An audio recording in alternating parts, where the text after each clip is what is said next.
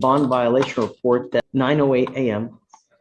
You left at 9:13, entered again at 3:57 a.m. There was a curfew in this case, was there not? Yes, and if you would, Judge, if you're anything like me, you have a tank of goodwill that can run empty. And you've given us more than we deserve in this case. His power had gone out. He learned that his sister... Hold up. Did you catch that? The defendant was out during a hurricane at 4 in the morning. Now, judges don't take bond violations lightly, and bad weather isn't exactly a free pass in their courtroom. Still, let's be honest. Would you really risk stepping out into hurricane winds just to grab a generator? I'm genuinely curious. How far would you go to stay cool during a blackout? Had a generator, and so that's where he was. That's the address. It's his sister's home where there was a generator that could provide some cool air, and that's what was happening in this case. But there's no excuse. He understands what his bond conditions was. Let me ask you this. Was he allowed to be at the house that he went to? Not according to his bond. I had nowhere to go. It's hot. So what? Everybody else in Houston still doesn't have power. 1 million people still don't have power. Still, to this very moment. And they're dealing with it. Did you contact pretrial services to let them know where you were going? Yes. When did you do that? Yesterday. Okay, but you didn't do it Days before you went. I called them. They wasn't answering the phone. I got pictures. I don't care about screenshots. calling Jesus. Yeah. It don't matter who you're calling and what's your excuse. You have bond conditions. This is not the first time. This is not the second time. This is not the third time that you've had bond violations. How many is This this? is the sixth time I've been here in the past 45 days. Am I supposed to let you go after 6 times? Mr. Stewart.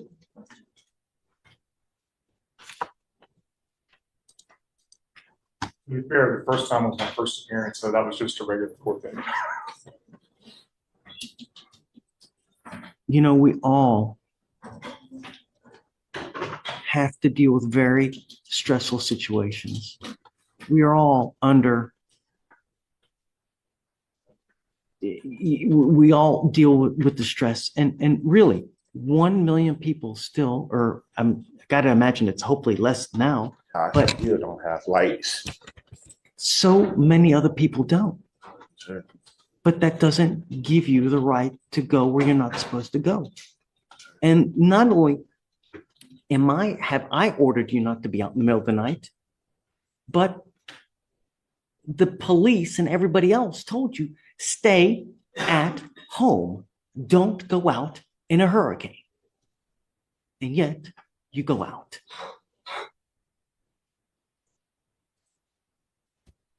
It's not goodwill. You know, I mean, Mr. Mercer, now it becomes enabling. That's what it does. And it tells him that if I let him go, it's okay. It's not. He still thinks he can do whatever he wants to do. I'm tired of coming in here and making excuses. What I've had to do is to remind myself. Look, if you want to withdraw from that case, you can withdraw, and I'll appoint him a lawyer today. I'm not letting you go. It's not fair. Oh, Judge, I got asthma and allergies. I'm literally sweating bad. I couldn't even breathe in the house. Judge, I could not. Stay. No, I couldn't go nowhere else. I'm steady. I'm looking for a job. I can't find a job. It's hard. Everything is hard for me. Like literally everything is hard, Your Honor. Like I didn't have power either. I don't have air conditioning. I have a fish that I'm trying to save by sitting there bubbling water myself, trying to keep this fish alive. I don't have. So we all have things that we deal with. No, nothing. You want to like I can't even charge. I barely can charge my ankle monitor. We have no power, like literally no power. Go somewhere else. You don't go to the house that you're forbidden. I don't have literally I don't have nowhere else to go. I don't have family out here. I only have one person out here, one other person out here. other than my mom.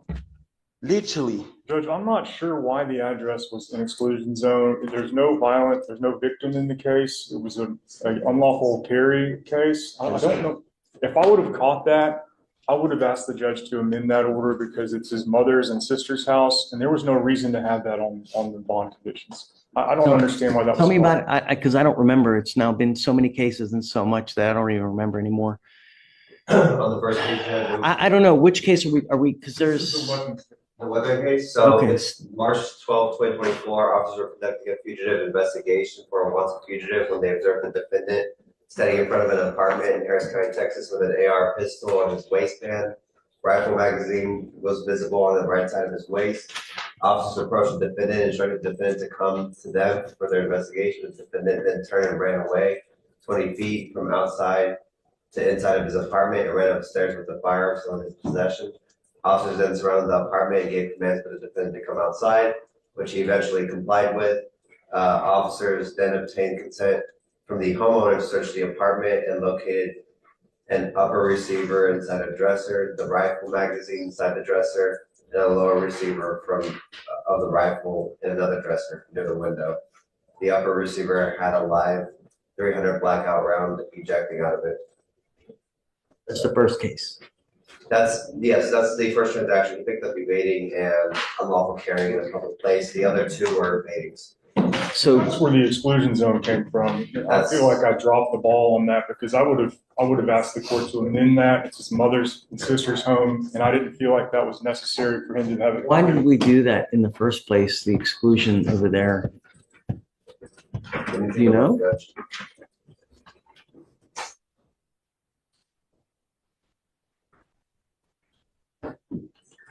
Judge, I don't believe it's something we requested because we didn't really rip anybody since there wasn't a victim in the case. But your mother and your sister stayed in? Yes, my sister stayed over there. Huh.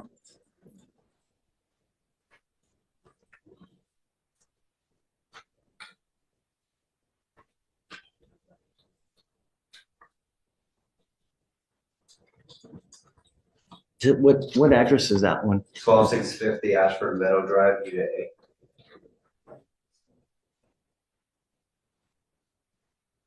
Says he shall not go to or within 500 feet of the 12600 Ashford Meadow Drive. Here's where things get legally tricky. The defense just admitted they might have dropped the ball, and in bond law, that's a big deal. If an exclusion zone includes your own family's home, it can create an unfair trap for the defendant. Still, Judge Boyd keeps her priorities straight. For her, safety and compliance always come before convenience. Now the real question is how she'll balance compassion with accountability.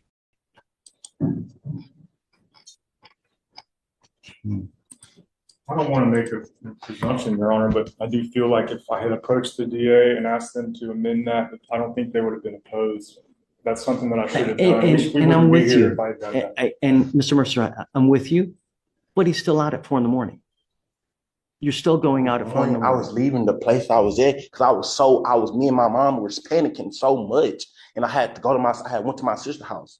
You can ask my mom, you can call my sister, you can literally ask both of them. They'll tell you. Literally. I was hiding. I have asthma and allergies. I can't breathe. I cannot breathe. So bring him over here. I want to talk to him then. I can call them on the phone, over the They've phone. been texting with me. They said, please have the judge call us. So. And she's even been calling. I promise, she's even been calling here. Bring him here. Let's talk to him Monday. Okay. Okay, Judge. Thank you. Hold to Monday. In the interim, if it's their actual address, Judge, we will be unopposed to it. I'm not going to do anything yet. I want to talk to them. Bring them here Monday. Let's roll it to Monday, and I want to talk to mom and sister. Thank you, Your Honor. Okay. Be back here Monday. Yes, sir. Thank you so much. I know Roger was upset like crazy, but I mean, just fraudulent identity after fraudulent identity after no. He was I'm just doing his job, but I did tell him, Roger, go throw yourself at the mercy of the court. I can't have sympathy, but Hey, Judge, really. What's that over there on the wall? Nothing. Oh, okay. Yeah. Mr. Stewart, we were here Friday. Is mom here? He wanted to bring his mother and his sister. Please. Yeah. Everyone, keep it down, please. If you want to talk, go outside. Good morning. Thank you so much for coming. Are you mom? Okay, and you are a sister. Okay. How much do you know about Mr. Stewart? As far as all the cases that we have and how many charges he's picked up and of all the issues that we have, how much do you know?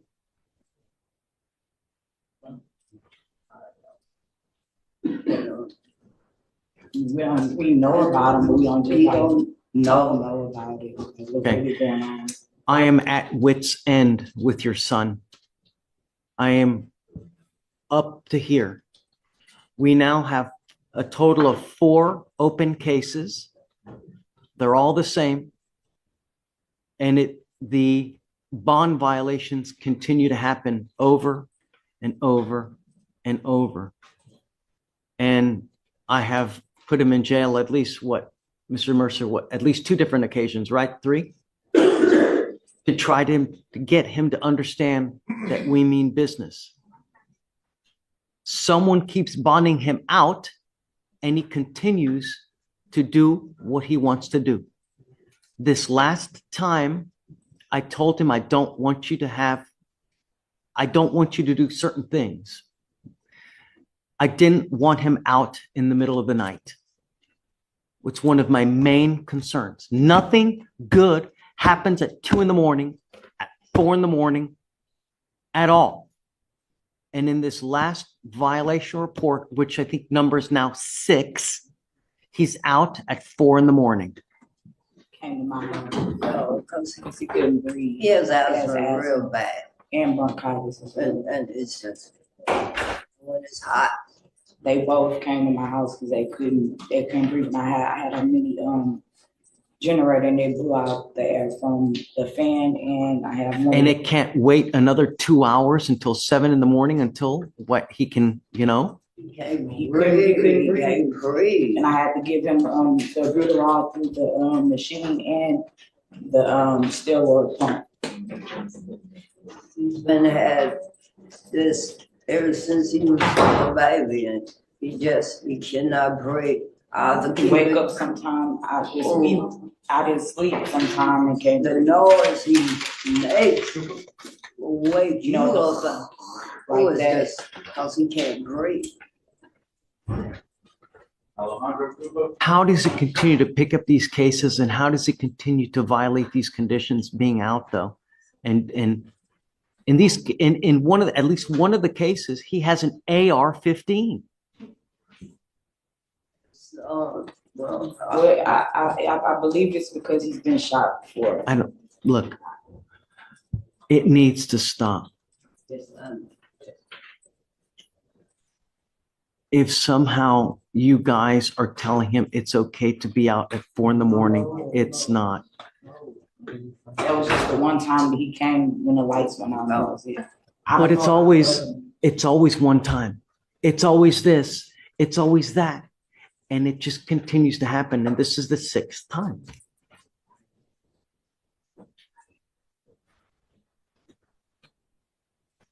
Who does he live with now? Lights came back on Saturday evening, so he's back with me.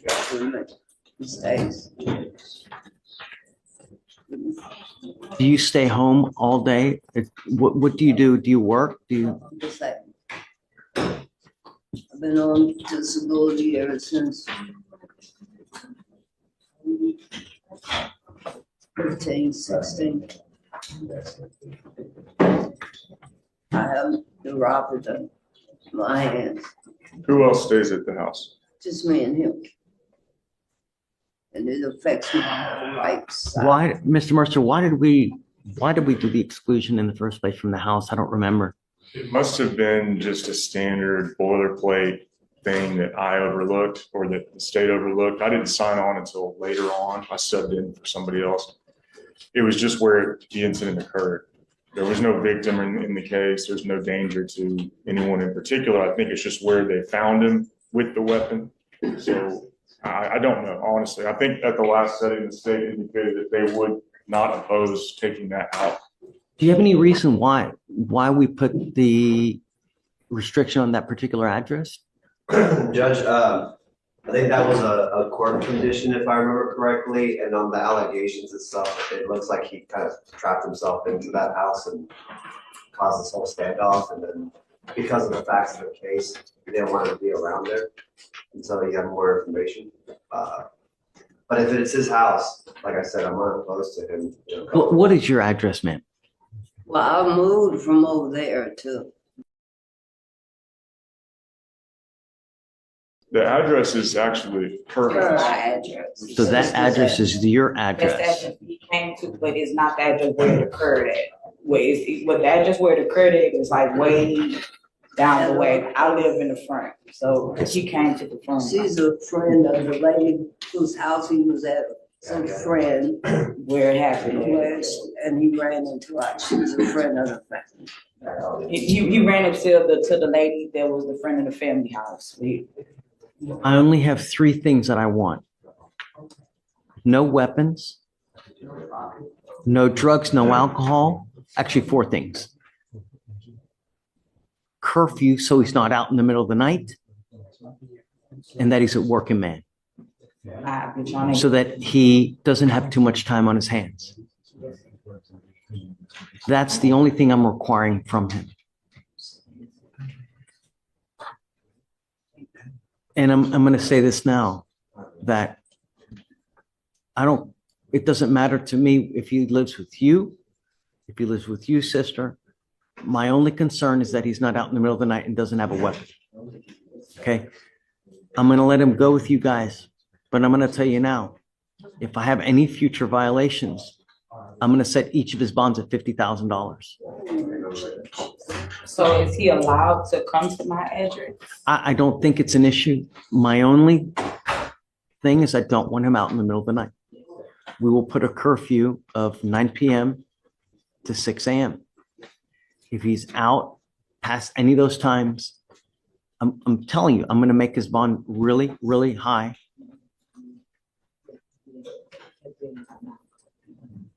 He can't come out until 6 a.m. He has to have a full-time job. I'm working on trying to get him. Why are you working on it? He should be He working is on as it. well. I'm sorry. Well, We we- both are. We all are trying to just help him. Yeah, Because he's 17, so it's like it's not so many jobs that I we understand. can get him. Look, We just if trying you- to help him. I'm happy that you're helping him. Really, at the end of the day, if that's what it takes, then that's what it takes. But I just want you to understand that I'm at wit's end. I will not entertain any more excuses. I don't care what it is. I don't care where he's going. If you need to have a breathing machine in both houses, put one in there. Because, come up, Mr. Stewart.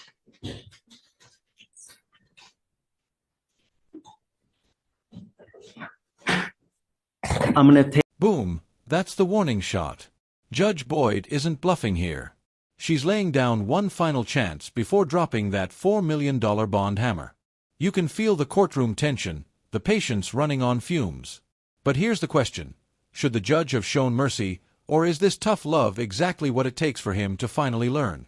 Let's talk about it in the comments. The restriction that you can go to your sister's house. I mean, I don't care what house you're going to. Don't be out past curfew. Yes, sir. I don't care if you leave your charger at your sister's house and you have to go out at 9:05 to go get it somewhere else.